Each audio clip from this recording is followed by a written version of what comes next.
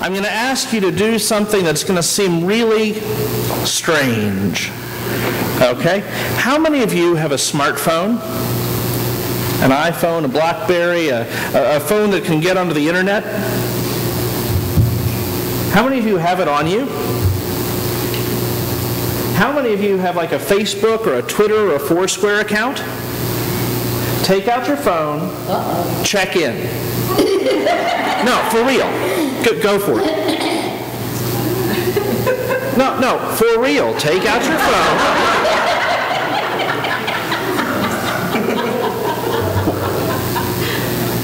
Let me try this. Okay, you're working with me. Thank you. Okay, yeah, check it.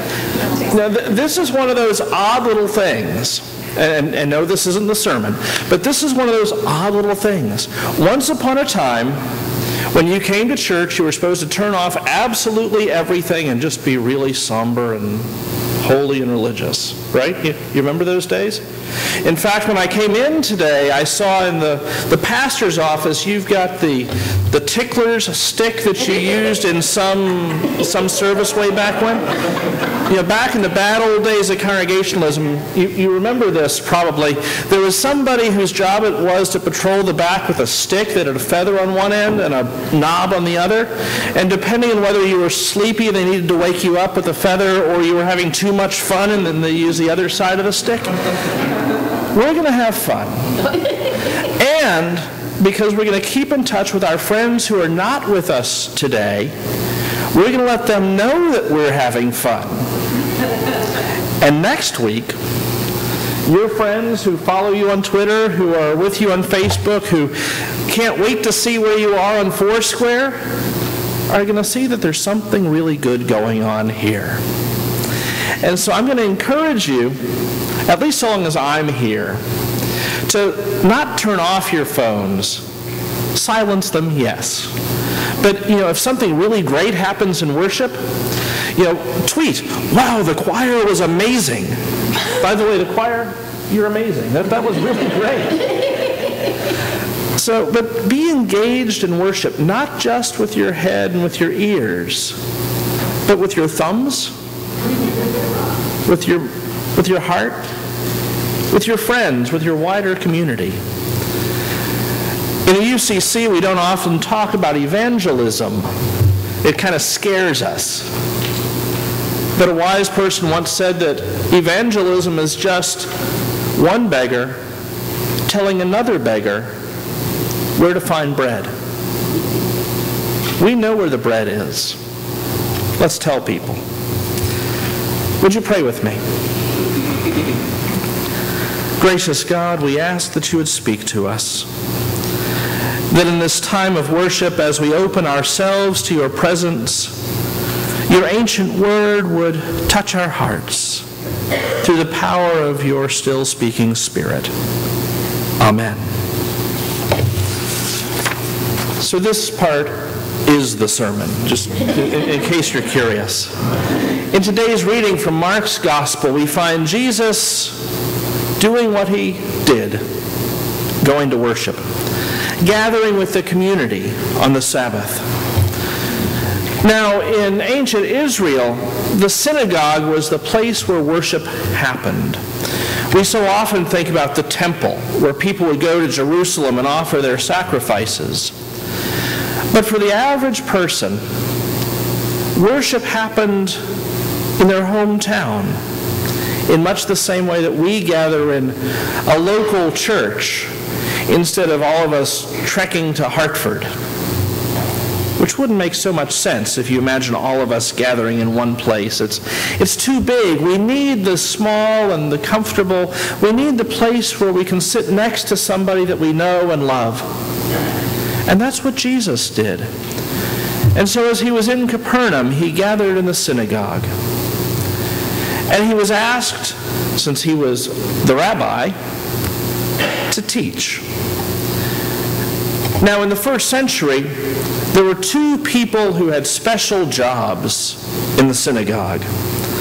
One of them was the distributor of alms. And in the same way that we receive the offering this morning, so that God's work can be done, That would happen on a weekly basis in Jesus' day. The other one was the president of the synagogue, which would be like your moderator. By the way, who is the moderator here? Okay. Pay attention. The president of the synagogue's job was making sure that everything went smoothly and to make sure that there was someone appointed to do the teaching each week. The synagogues didn't have a preacher. The rabbi wasn't a job. It was just whoever that week's teacher was. And so Jesus, who was known for being a great teacher when he was in Capernaum, the president of the synagogue turned to him and said, "It's you." And Jesus, being the shrinking violet that he wasn't, did. Now, that day in Capernaum was different from most any other day in church. As he began teaching, a lot of people paid attention, but there was one that day who didn't. And probably at about this point in the service, someone was starting to get a bit fidgety because the person in the back pew was starting to make some noise. They were starting to shift. You could see that there was something not quite right. Now, Mark doesn't tell us who this person was. But I think it's a safe bet that it's probably someone who gathered with the synagogue every week. Have you ever noticed that there are people in our lives that trouble us? Maybe your life is different from mine, but in my life, there are people who cause me to be uneasy.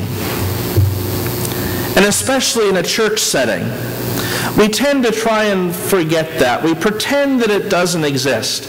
We church people are really good at being nice.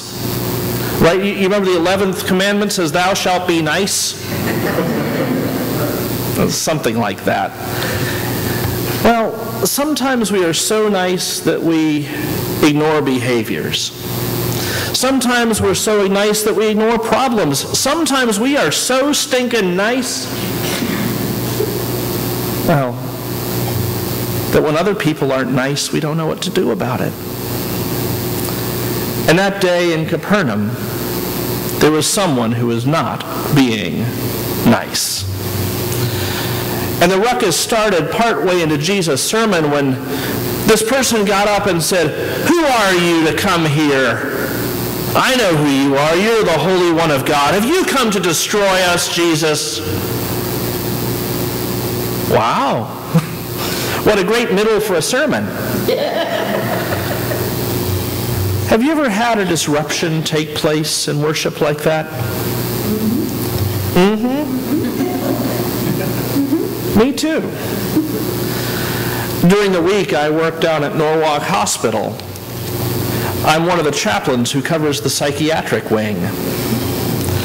And it's interesting, people often take this text that talks about the person with the unclean spirit and make the assumption that there's some mental illness going on. We assume that Jesus was casting out schizophrenia or something like that, don't we? Because we're not really comfortable with the notion of an unclean spirit. You know, those demons, they make us nervous. But I think it's a mistake to work on the assumption that Jesus was confronted with a mentally ill person. I think it makes much more sense to take the story as it's presented, that there was a person whose spirit was unclean, that there was a person who was troubled, that there was a person who was having issues, shall we say, with what God was trying to do in the world. And so Jesus speaks directly, not to the person who is loved and valued, but to that uncleanness within their spirit. Come out. And Mark's gospel tells us that sure enough, the spirit left the man. Now, every church, each congregation, has somebody who has an unclean spirit. And now you're sitting there thinking, where's he going with this? Your congregation has a person with an unclean spirit.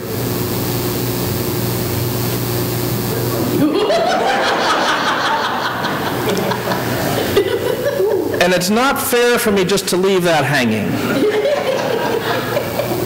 Let me tell you who it is.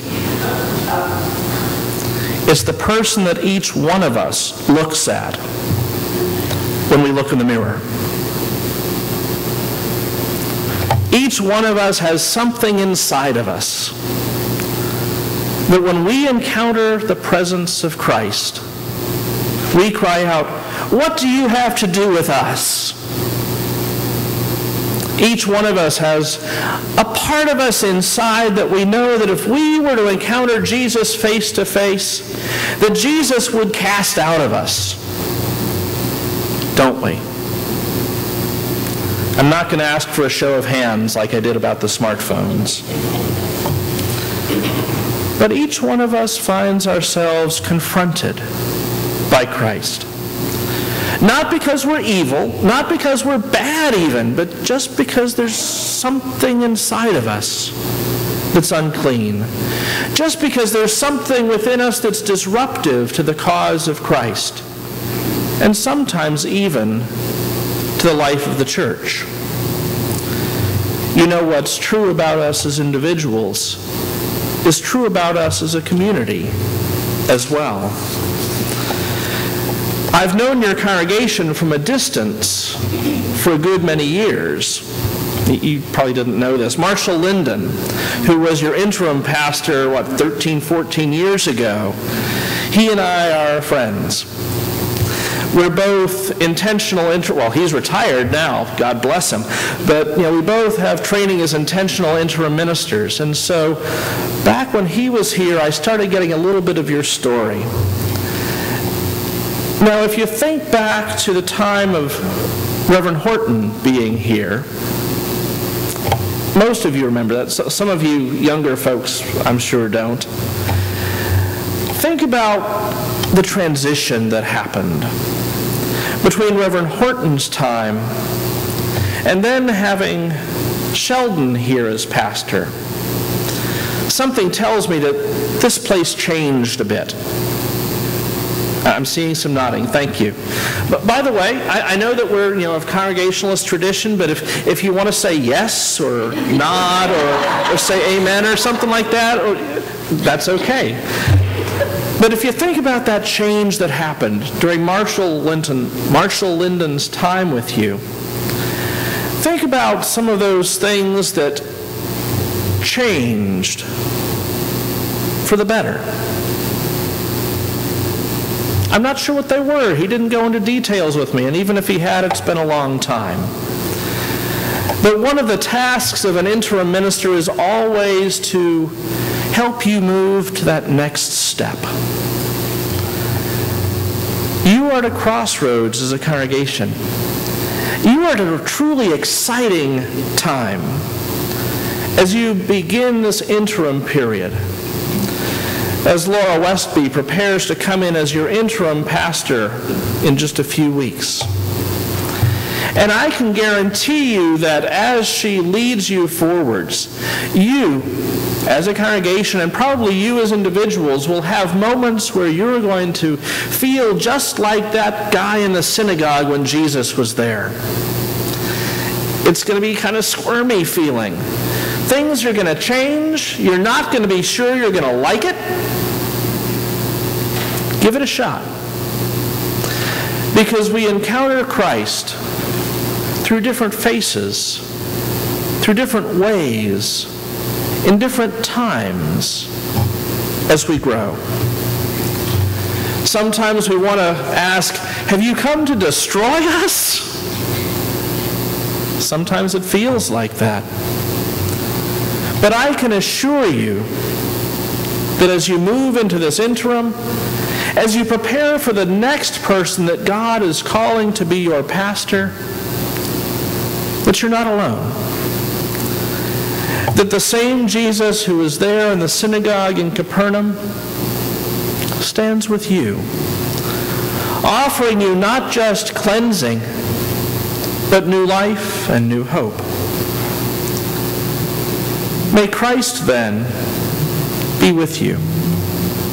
Today, as you head out to live your lives, this week, as you go to work and school, as you interact with family and friends, throughout these next several weeks, as you have your pastoral associate in leadership and me helping out,